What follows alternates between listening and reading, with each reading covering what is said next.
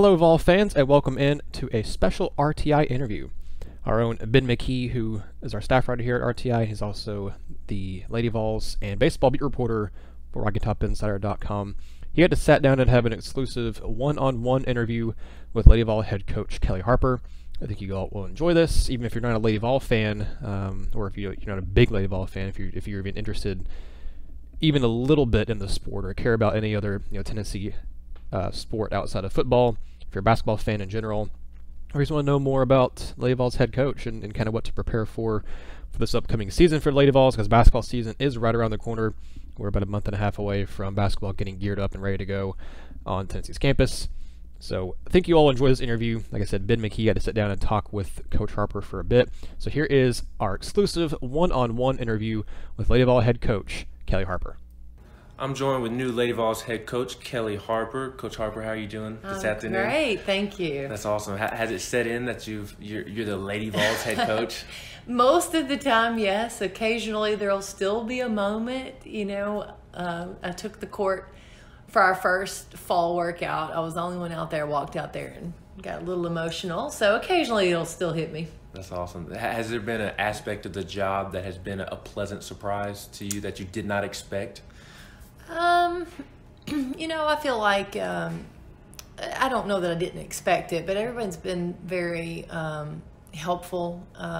Everybody is so willing to work for the success of this program, this athletic department, this university. The resources, the resources that we provide for our student athletes is amazing. And, I just appreciate all the folks out there doing what they do because they're trying to make us better. Right, and I imagine growing up in Tennessee, now that your family has always lived in Tennessee, but now you are much closer to them. I imagine that they've given you a lot of support over these first couple of months as you've adjusted to a big time job. Yeah, so I do. I've had my brothers have both come down. My mom's in town. We've got in-laws near, so it's been. And then extended family as well. It's been great to see them and see them more now, being in better proximity to where they live. Just being back in Tennessee and back near home, and so many people I know, there's a comfort there, and then also just logistically, it does give you a lot of support, especially when you have children and you're trying to get some things done. How often do you get to see them? Actually, not every week, but every few weeks I'll see them, and can run home for a day. That's been nice to be able to know you can get back over to Sparta, Tennessee for 24 hours and it makes sense.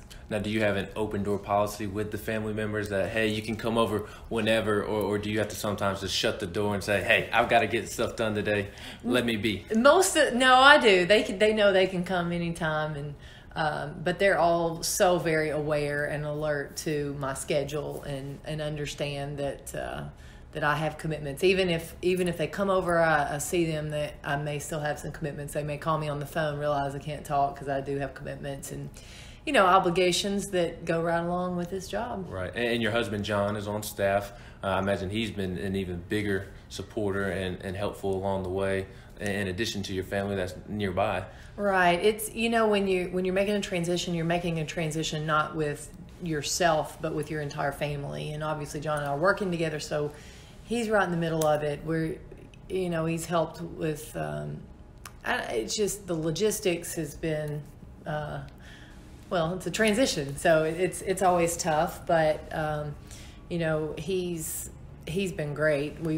It's been a lot. It's been a whirlwind, but we understand it. This is the fourth head job I've taken where you understand the transition is going to be what it is for probably about a year. Especially with little ones. So the little ones do add. This is the first time we've done a transition with little ones, and getting kids into daycare, hiring a nanny, getting Jackson's in kindergarten now. So just going through that process with them, in addition to just uprooting children and moving them, it's never easy. They've handled it great. Now, Jackson was a social media star with the video that UT Sports put out. Did he kind of Was he aware of the Twitter fame, I guess you could say? He's very aware. He loves it, I imagine. He does love it. He is a very social kid. He loves people. He loves talking to people. He is not bashful. So he's usually up for anything and everything, and he also thinks he's pretty famous. that is awesome. Now, you early in August, y'all went across the pond, had a 3-game European trip. How did that go? Well, before I ask you about that, what'd you do on the plane to kind of kill time going over there? Oh, man. Well, going over was rough because it was through the middle of the night that we flew over, and we took our children. And so that's what I did. I was holding kids, changing diapers, watching movies with them, trying to keep them corralled, I guess you could say. But the trip over I thought it was pretty tough because it was in the middle of the night and it was really hard for me personally to sleep. But trip back was during the day and it was a little bit easier. Yeah, now obviously the objective was to play basketball games while you guys were over there, but what were some of the fun things that you all got to experience? Well, I'll tell you what, we packed it in. Our director of ops, Catherine Green, did an unbelievable job with the schedule, with the details of the schedule and making sure that everything was on time and going right. And, you know, we had no hiccups. I can't imagine taking as many people as we took for 10 days in foreign countries, and we had no hiccups. I mean, everything was smooth. Wow. But we really packed it in there. We wanted to get the most out of that time. So we did walking tours, we did canal tours, we did bus tours. We were able to sightsee quite a bit in Amsterdam, Normandy, Ghent, Paris. I thought we were able to really see a lot. And I thought the historic buildings and just our historic buildings in the United States are very different than old world historic buildings. Right. So, you're looking at a castle in the 1400s or the 1200s. It's just mind-boggling at times. But I thought the players enjoyed their time there and getting to do some of those things that you just wouldn't do normally. Now, aside from the basketball, what was your favorite part that you all did do of all the things that you just mentioned? Actually, I enjoyed Ghent and Bruges, Belgium. We were in Ghent. We walked around. The architecture was amazing. The waffles were terrific. And the chocolate was great. That's where I would go if I could do it over. I would have eaten more waffles and more chocolate in Belgium. And Bruges was a really interesting city to walk around and look at the little shops and the lace. That was probably my favorite part. That's awesome. I'm a big waffle fan, so I imagine that I would have enjoyed the waffles. The waffles over there are terrific. That's awesome. Hopefully one day I'll be able to go over there and try them. Now, on the basketball court, you had 3 big-time wins. What was the objective on the court? You have a new team to you, obviously, but just the roster in general from last year, 5 newcomers. What was the objective kind of outside of obviously winning the game? Yeah, we wanted to play hard. We wanted to try to show signs of doing some of the things that we had talked about doing. So maybe have our pace of play look the way we want it to look. But really, that first game, I told the players, I said, look, I'm going to be patient with you because you don't know everything yet, and just play hard. We're all going to make mistakes, just get through it. And so really kind of having good attitudes, positive outlooks was really important. And honestly, a lot of it had to do with the non-X's and O's things. Mm-hmm. Just listening to me, coach, hearing my voice in a huddle, learning where to sit on the bench, how to come on and off the court, just what the locker room is going to look like before a game, at halftime, after game. So those type things, I thought it was really beneficial more for those type things. We didn't have a lot in basketball-wise, so X's and O's, but the things that we did have in, the first game we were just trying to survive a game. We were just trying to get through and figure it out. But then we saw marked improvements in just trying to run our system and being knowledgeable. What did you learn about your team? Well, I think they're very willing. I think they're eager. I think I don't think we were tested over there. We didn't see much adversity.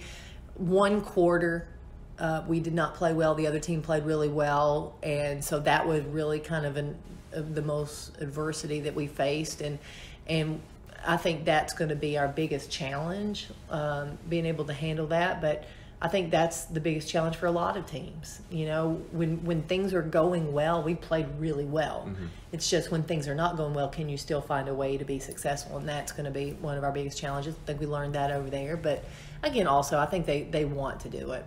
And I mentioned the 5 newcomers. What were your first impressions of them in game action? How have they looked since they've arrived on campus? Obviously, you have a point guard who arrives with big expectations. How did you think they played overseas? Yeah, I thought they played. I thought they played well. And again, I do think say that with an asterisk because we didn't have the great competition, but I thought they did what they needed to do. I thought our post players played bigger than our opponents, which they were supposed to because they were bigger than our opponents.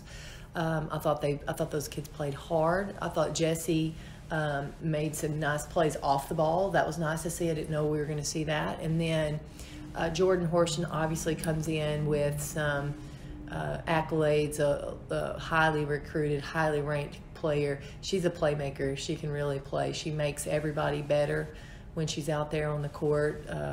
She can really dish, but she has good understanding, and she's very competitive. One of the criticisms from the outside looking in of the roster in recent years has been that there haven't been a whole lot of leaders. The Candace Parker type leaders. Back when Coach Summit was coaching, your days of playing, is Renia Davis capable of being that leader? And do you think she is maybe the leader of this basketball team? Yeah, I think right now she is the one that everyone looks at. I think she's the most natural one to be in a leadership position because she's the most experienced player on our roster. And I think she wants that. I think it's going to be a little bit out of her character to be a little bit more vocal, but I think she understands the importance of that. So she was really good. I thought she handled herself well, and I thought you were moving in that direction for her. And again, building leaders, developing leaders, growing leaders, all those things. You just have to be intentional when you're doing that. There are players that have, I shouldn't say players, there are people that I think have leadership qualities. It's a little bit easier for some people to take that stage or to take that step and to be that person. I think it's easier for some than others, but I think with everybody, no matter who it is, if you're wanting them to be in this type of role, I think it just takes some development, it takes some teaching, and that's what we're going to be doing. Aside from Renia, is there a player that has that it factor in terms of leadership and that natural leadership that comes with it? Yeah, I think we definitely have some. I think Jasmine Massengale has some of those qualities. I think she is very coachable. She has a very positive tone when she's speaking, which I think is very good for her position and for what we're needing from her. So those are really important things. I think Jaden McCoy has some great leadership qualities. She's just new. She's new to us, so that kind of holds her back a little bit right now because she's not been on this stage yet. So, and I think somebody like a Jordan Horston has great leadership qualities. She's young and she'll have to grow into that. But, I'm really, Lou Brown has had a positive voice. I think there's been a lot of people that are really trying to pull in the right direction. I keep asking you about the newcomers, but there's already a nice core around including Renia on the team, Ray Burrell, Jasmine. How have those ladies progressed since you've arrived? Well, there's no doubt that Renia Davis is extremely talented. I think Ray Burrell has shown she can bring a lot to the court. Zay Green has been terrific in practices, and I thought she was good overseas. She utilizes her speed to her advantage, but she's also made shots, and I think those two things have really elevated her. So we have players that can make plays. I think those three are playmakers. They're athletic. They can score in transition. They can score in half court. So I've been really pleased with those three and where their skill set is. But right now what we're trying to do is take everybody's skills and incorporate it into our system, and they're still learning. I mean, they're still learning where they are going to get their shots. They're going to get a lot of shots, but where is that going to be? And I may need them to get X number of shots, but none forced. We don't have to force any. And I thought they did a great job sharing the basketball. Renee had 8 assists in one game, so it was really good to see. And you mentioned Lou Brown earlier. She had an unfortunate situation last year where she's a graduate transfer, tears her ACL. I believe it was a month before the season starts, her 5th year, and then thankfully she gets a 6th year, medical redshirt. How is she progressing with her knee, and what dynamic can she bring to the team on the court? Right. I think it's just going to take some time for her to get comfortable back out on the court. You know, when you suffer injuries, and whether that's a big one or consistent nagging injuries, it's just hard when you can't get out there and consistently play. So I thought she played well in Europe. I was very, very excited about how she was performing again, making plays off the ball, just playing good basketball, you know, being heady basketball. Thought that was really good to see. And for her, she just needs to step out there with confidence, and it's hard to step out there with confidence until you play. So, right. You know, what comes first? You know, so we've got to help her, bring her along slowly, making sure she, you know, she feels really good about what she's doing. Now, I asked you at the beginning if it had set in that you were the Lady Vols head coach. How do you think emotions will be night one? Obviously, the first night in Thompson Bowling will be an exhibition against Carson Newman, and then the first regular season game is at ETSU. But that first true regular season home game in Thompson Bowling Arena against Central Arkansas, with the Lady Vol fan base in the stands, how do you think the emotions are going to be that night? Yeah, I think the crazy thing is I think all 3 of those scenarios, exhibition game, first real home game, I think all 3 of those will bring something emotionally. I think it'll definitely, I'll definitely have a moment. It's one of those times that you know it, I'll feel it. And then I'll probably move on pretty quick because I've got things to do, right. Players to coach.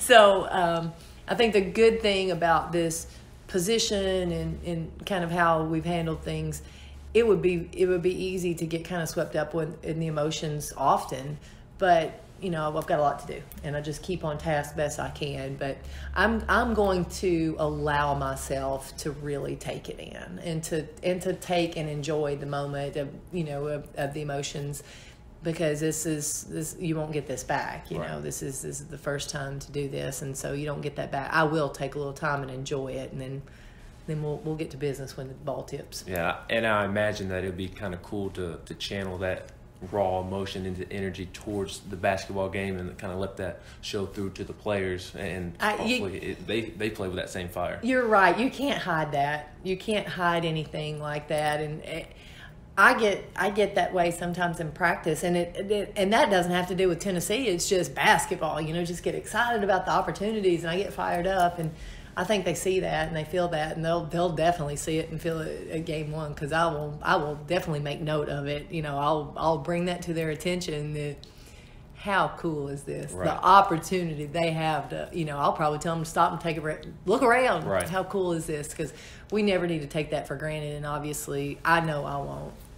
Now, with the coaching staff, it's new to you. Not completely new, but new additions, and obviously it's new to the players. How important was it for the players to be coached overseas in 3 games and get used to the new staff? I know you kind of touched on it earlier, but they've been through that fire now and kind of know what to expect from you all. How important was that, instead of having night one be the first night they've been coaching an actual game? I'll be honest with you, that may have been one of the most important things that happened, to be quite honest.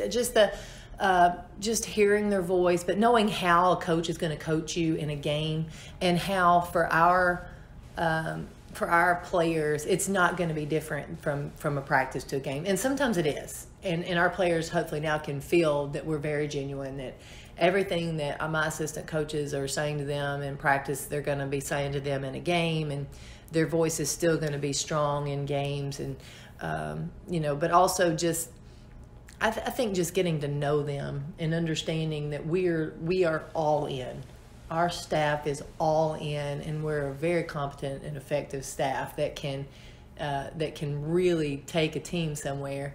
But I think they really have a lot of confidence in us right now. With the staff, are you pleased with how well you all have gelled since taking the job, since you've made the hires? First of all, I have a terrific staff. Pat myself on the back, whatever you want to do, because I hired a great staff. They're terrific. and experienced, and I think again bring some insights that that maybe I don't have. And you know, I'm always for bringing people in that are really good at what they do, and then use them and let them do their job. And right now, I'm not a micromanager, and so right now they can get out and get things done. They're getting projects done. They're being very innovative, very forward thinking, and you know, making sure that we're trying to. I mean, we're still playing catch up, so to speak, because you know you've got to be here for years to be able to build some relationships. But they're really doing a great job of not only getting us caught up, but trying to get us ahead in certain areas. Just have a couple more questions for you. You don't want to take up too much of your time. Have you met with Coach Barnes and maybe talked to him about how he's gone about and built what he's built with the men's program? Yeah, I haven't. I talked to him more when I first got here. And then I think, you know, the summer our schedules were completely opposite, right. and now I think we're gonna be seeing quite a bit more of each other. Probably more October, because September's such a heavy recruiting month. We travel a lot, but you know, once we get there to official practice, it's a daily thing. You're seeing them every day, and I think that's where, you know, you're always trying to pick up things. Right. And you know, our coaches talk to their coaches about, you know, what they did their first year. Just whether that's something we want to do or not, you're just always learning. You're just hearing how other people did it, and maybe you hear it and say, yes, we need to do something like that, or hey, that's a great idea, but maybe we should do it this way. And I think, you know, we have a great resource just down the hall with Coach Barnes. I mean, obviously he's extremely experienced. He's been so successful, and you know, he has a great mind, not just for basketball, but just vision in general. And he's always thinking. Now, I asked you about the season opener and kind of the emotions of that game. There's a big rivalry game scheduled in January. I believe it's January 23rd. Travel to Connecticut. It's a big-time basketball game. What does that game mean to women's basketball? And is it a game that obviously maybe not scheduled every single year, but you'd like to see scheduled more often? Yeah, I think, first of all, it is a huge game for women's basketball. The women's basketball fans and people connected to women's basketball have been looking forward to this, and you know, didn't know when or if it would happen, but now that it's happened, it's a big deal, because it was made a big deal many years ago, you know, and then I think it's also been made a big deal because not playing was such a big deal, you know. So now bringing it back, there's going to be a lot of talk about it. There's going to be a lot of hype around it. There's going to be a lot of people looking at that game as you know, I don't know, excitement. Right. I'm not sure exactly how they view it, but you know, for me, it's a basketball game, and it's for a great cause.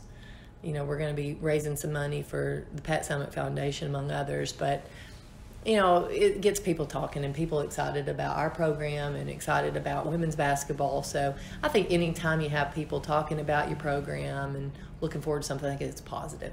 And one of the cool things about the University of Tennessee and Tennessee athletics is the amount of female head coaches on campus. Leads the SEC with 7. Obviously, the Lady Vols basketball program is a huge brand. The softball program is a huge brand.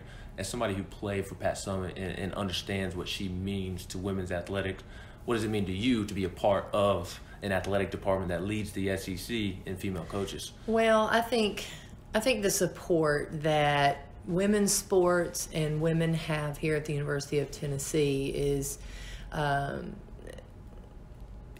truly amazing, but also pioneering, I guess. You know, Tennessee supported women's basketball early in maybe back when basketball wasn't as supported nationwide like it is now at some schools. But I think it's a really special place to be a student athlete, a female student athlete, because you can feel that support, you can see that support, and you don't feel